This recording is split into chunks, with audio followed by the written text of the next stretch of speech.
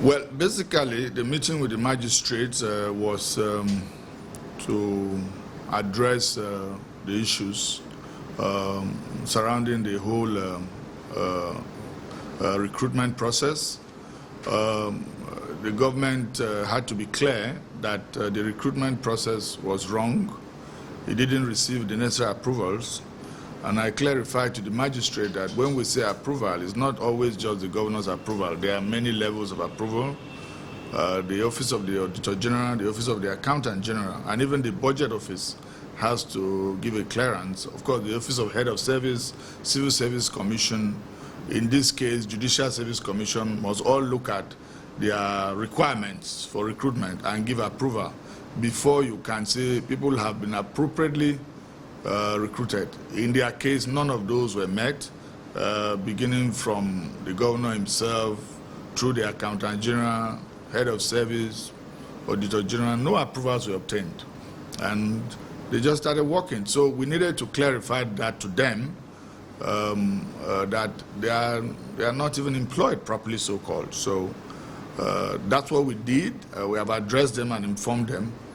But having said that and done that, we will look at what can be done in the circumstance to see if this can be rectified. Well, first, I've also informed the magistrates that if they understand the job description upon which they seek employment, they must conduct themselves properly.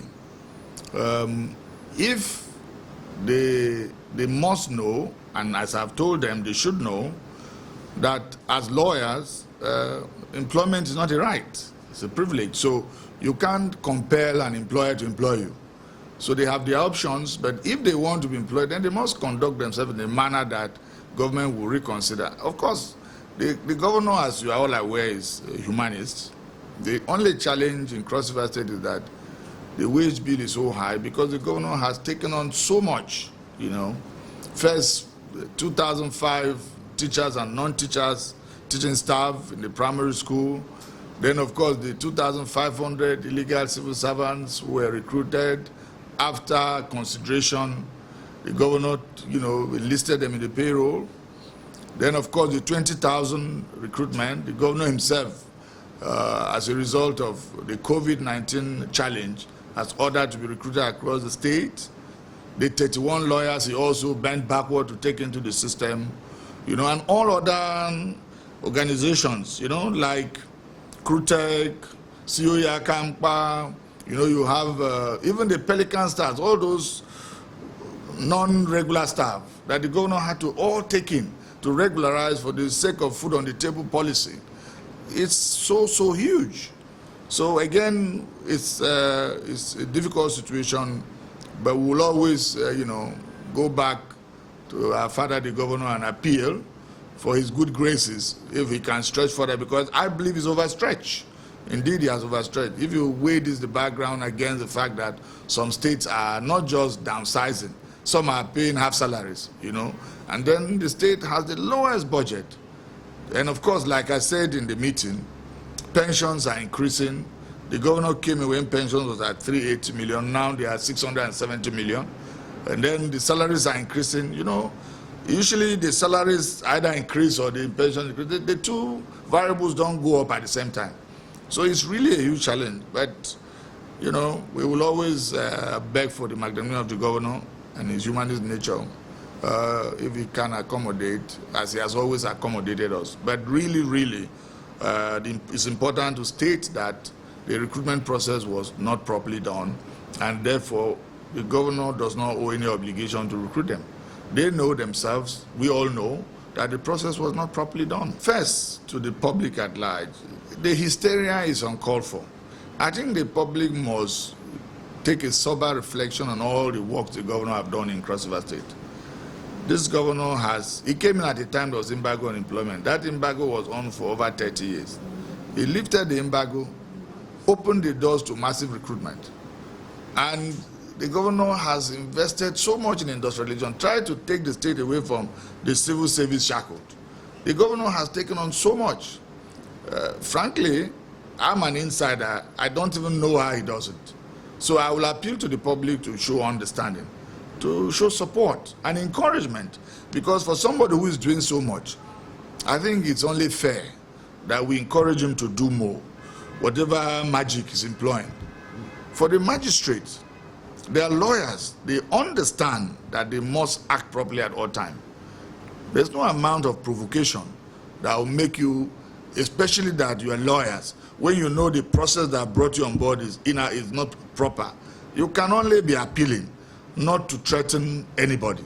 So my appeal to the magistrates that they conduct themselves properly and appeal for graces so that, you know, this problem can be resolved peacefully. Thank you very much. Thank you. We just finished attending a meeting with the Attorney General of Cross River State. The meeting was to resolve the issue, the lingering issue of the our salaries that are still unpaid for 24 months now.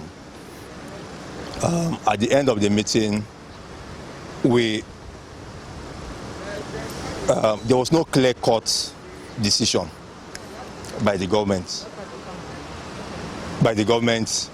on what the steps they are going to take to pay our salaries.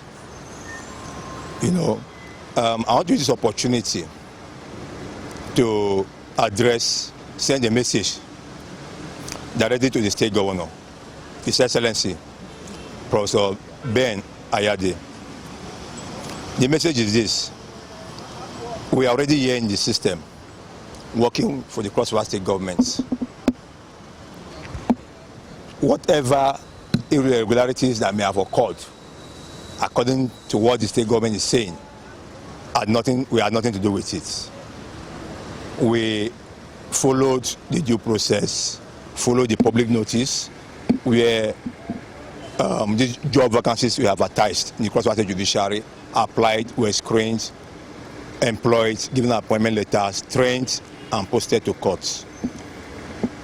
And we have been discharging our duties.